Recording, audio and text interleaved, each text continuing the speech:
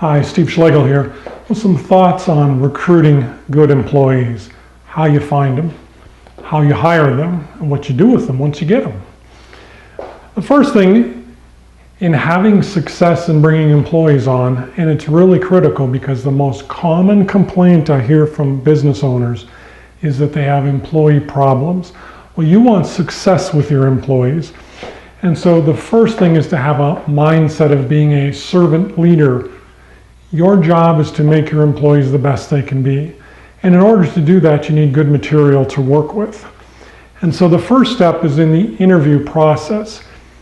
You're looking, among other things, for two primary things when you're hiring someone. You're looking for character, and then you're looking for skills and experience.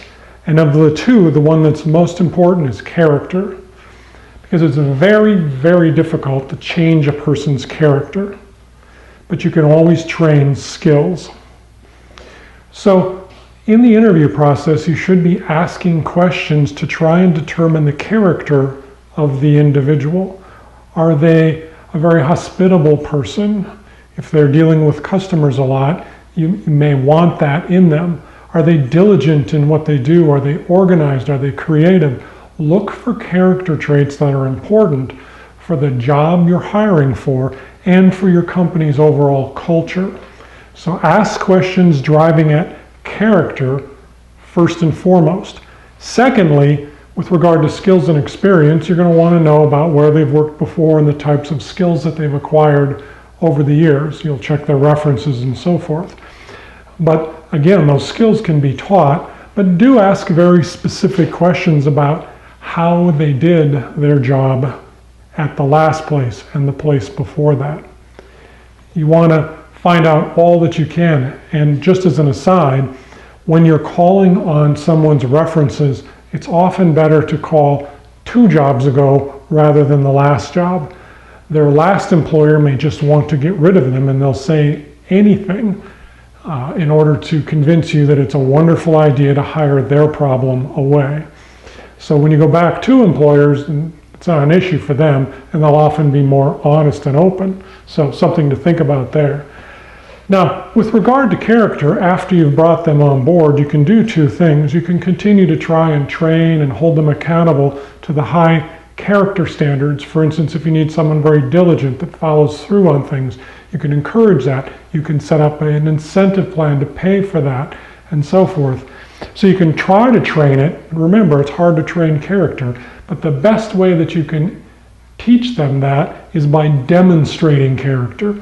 Make sure that you and all the people on your team are individuals of high character, and you hold each other accountable to that. Because if you're working in that environment, you're going to want to raise your standard or you're going to go away.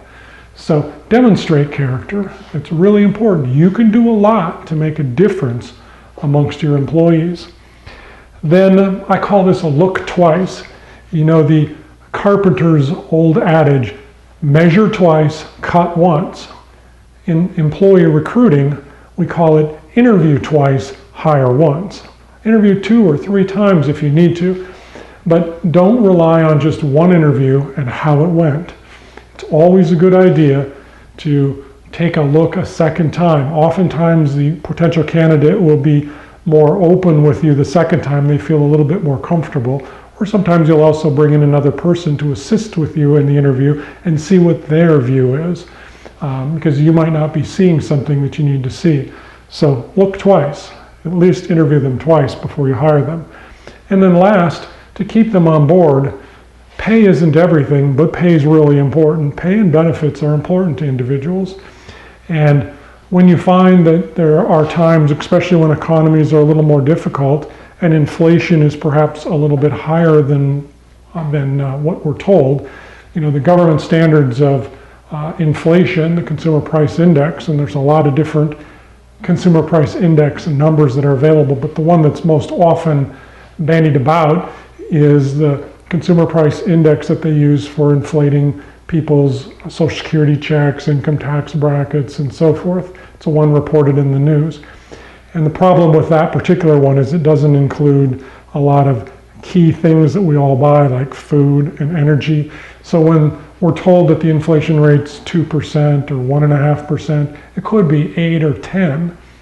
So you want to understand what that inflation rate is, and certainly you're going to offer that person a competitive salary to bring them on, but make sure that you're at least increasing their salary by the real inflation rate each year. And if they've acquired additional skills and talents, then you're going to want to bump them up a little bit more for that. If you're not willing to pay for that quality, I guarantee you they're going to be out looking for another job, and you're going to have some turnover, and you're going to start over in the process, and it costs a lot of money to bring a new employee on. Not only the recruitment process, but the training and getting them up to speed, and the time that it takes for you and your team to do that. It's not worth it. It's better to pay someone what they're worth and provide them the benefits that they need in order to keep them on board. They'll make you a lot of money if you have a bunch of A players. One of the things that Steve Jobs said at Apple was that he always wanted to make sure that he brought on A players, not B's and C's. He wanted A players, people he could count on. He wanted to put the best around him, and you should want that for your business too. Because if you're surrounded by the best, your company's going to succeed like never before.